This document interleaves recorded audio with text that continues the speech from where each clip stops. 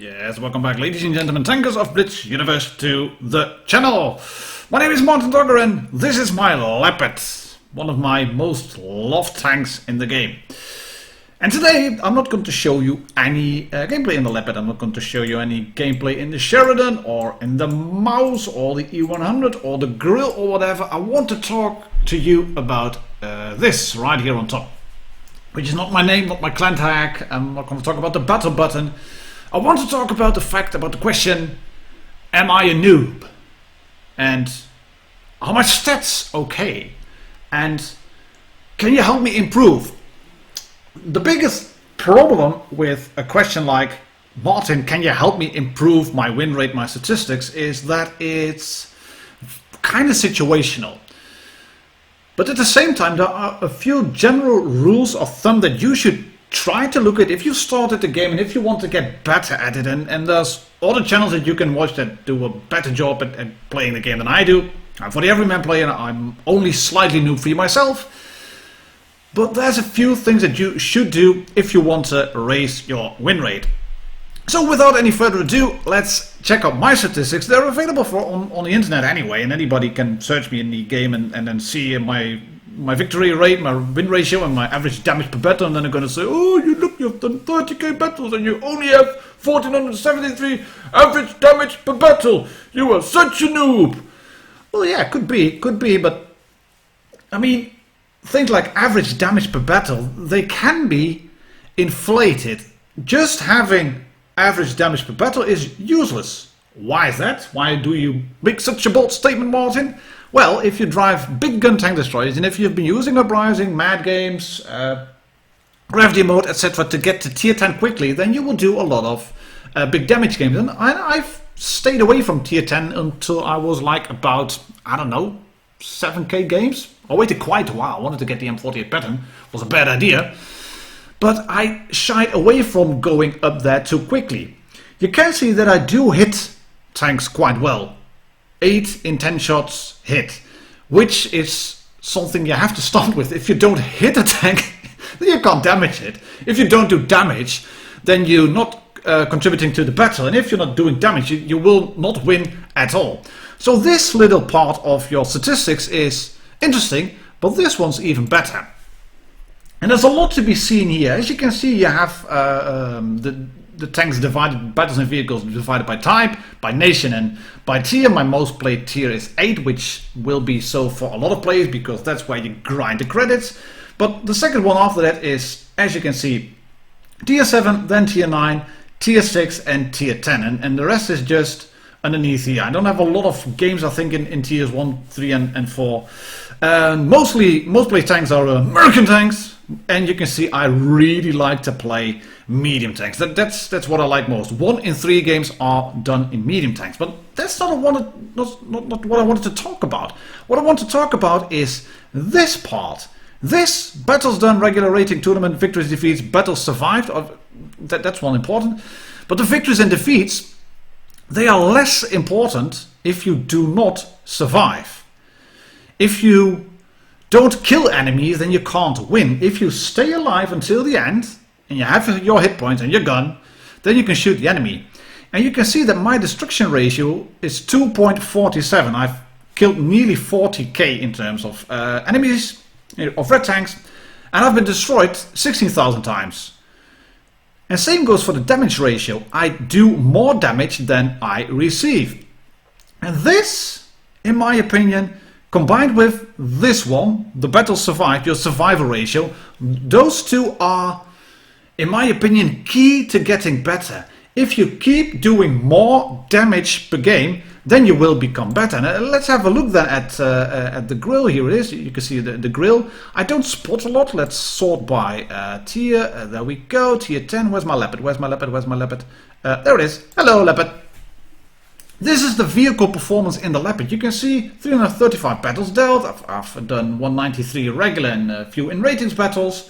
121 victories in total in the regular battles. Is it? Yeah, completely. Yeah, it is. Defeats 69, and I survived 90 battles, which is a bit less than my general survival rate. But then again, the Leopard is a very delicate vehicle. But I've destroyed 2.5 times in terms of vehicles. I've destroyed 257 enemies and I've been destroyed 103 times, and my damage ratio is 1.4. Bit lower than my damage ratio on average, but my average damage is a bit higher. And then again, the Leopard is a tank to spot, to deal damage, to flank. Not a big damage dealer as is, for example, the Grill or IS-7 or this one, T110E3 or T110E4. These are the big damage dealers, as you can see. But with these tanks I don't spot a lot. With the Leopard I do. And there is a very thin balance between spotting and YOLOing. And I want to show you this, show an example by playing this Chinese Tier 7 tank destroyer, the G2 SPG, which is a really strong tank for its tier, obviously. But if you are in this map, or Rudniki, on mines, and you are well and truly bottom tier, and they have a lot of big guns on the red team. They have a Helsing, they have a T49, a Mod 1, ISU 152. Well, I do have 1050 in terms of hit points, and I have a strong front, but I have a cupola sitting on top. You have to be a bit smart. And I could go forward up towards the hill, but I don't have a turret. I can't really... No, that's a Scorpion. The Scorpion's going the other way. You can see the Scorpion is going towards usual spotting, camping / TD position. What I'm going to do then is sit up here. And this is a great little spot for tank destroyers to sit, especially if you can be quite aware of the fact, or nearly certain of the fact, that the Reds will push 1 or 2 tanks up there. Oh, I have to be quick now, I have to be quick. Yes, one shot into the T49, into Hank Master. And I don't kill him, but I did a little bit of damage to him, and that allowed the Glacier to finish him off. We've lost the AMX 1390 now, who is then going to say, sorry guys, well, what you going to do, mate? You're a light tank, you don't have any armor, you have a T49 over there, and a Mod 1.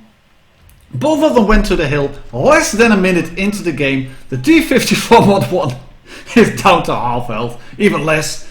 And AMX 1390 is down, T49 is down. You have to get the hill on mines, you need map control, but it was a bit of a YOLO move. Me then sitting at the back is going to be useless, so I decided to go forward. I've put in 2 shots, as you can see, 643 damage, which is half my health and a bit more. And then I'm a bit reckless pushing up over here. I didn't quite anticipate that SU 101 having the gun impression to shoot me, but I put a shell into him as well. And he's in a bad spot. He went forward to a... Yeah, I missed it, annoying. He went forward to a position where you need the gun depression, and he just hasn't.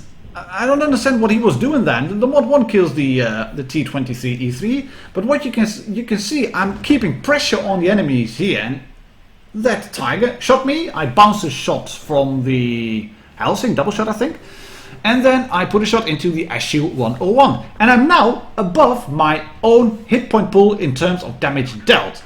We bounce a shot on the top of the Tiger, but I'm keeping pressure on the enemy because I know the Scorpion is behind me. We've lost a tank, but we can't afford to lose the entrance of the hill. It's 4 versus 6, but as long as we can keep this tank occupied... Yes, there we go, thank you very much. That guy's going to shoot me. I tried to angle towards him, towards the Mod 1, but it doesn't quite work. But I've already seen that he's on lowish hit points. And if you figure out where I've been sitting at spawn 1, I would have been useless just sitting there. He's on the other side of the hill. I can't shoot through a hill. I can't shoot through a dead T49. Sometimes there's a little bit of space between the tank and the lower plate. And he went forward trying to get a shot into me or on the side of that I6. I don't know what he was trying to do, but he overextended. I managed to kill him because I was hiding with cupola behind the hill as well. And I'm well above 1050 damage dealt. I've done my damage worth again. I'm up to 1.5 damage ratio.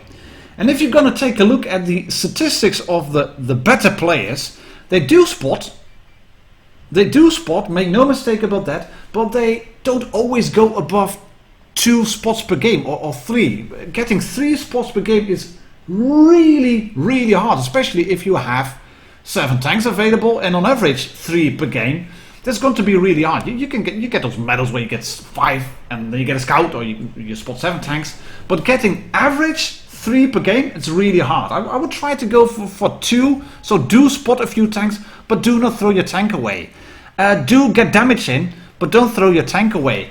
try to do 1.5 damage ratio. You can see I've done 2k in total. And in this game we end on top in terms of damage, in terms of XP, being the bottom tier tank destroyer that I was. And of course I was driving a bit of an overcooked tank. I'm not going to hide that fact because you could all see it. G2 SPG is a bit overcooked currently, but still also bottom tier tank destroyer. I managed to do 1.5k damage ratio.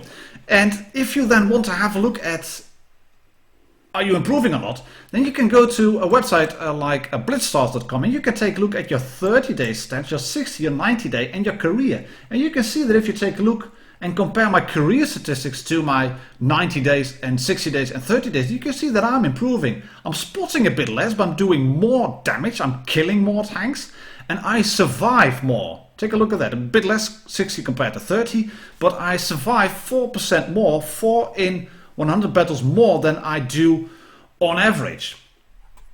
And you can also see the statistics, you can see the change in the terms of win rate, you can see what you've been doing, daily session logs, you can check out your tanks, your most played tanks, you can sort all the tanks by tier, you can look at the win rates, the damage ratio, kills per death ratio, damage per battle as you can see, kills per battle, spot rate, hits per battle, how much do you shoot and do you hit your tanks then, shot efficiency, damage per hit versus top 100 players in the tank, hit rate, wins per minute, damage per minute done in those tanks, kills per minute, and of course survival rate and all the tanks that you have aced or not, and whether you when you've last played them. And you can do this all, you can sort it. It's a goldmine in terms of statistics, but I'm getting a bit carried away.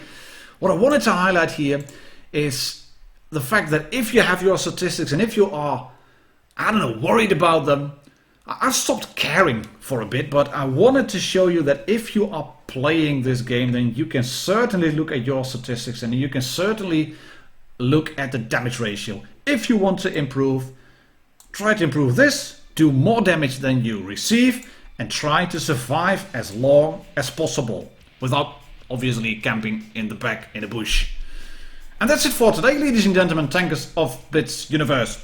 I hope you've enjoyed this little video. Please subscribe to the channel if you haven't already, and I'll see you all tomorrow. Cheers, happy tanking.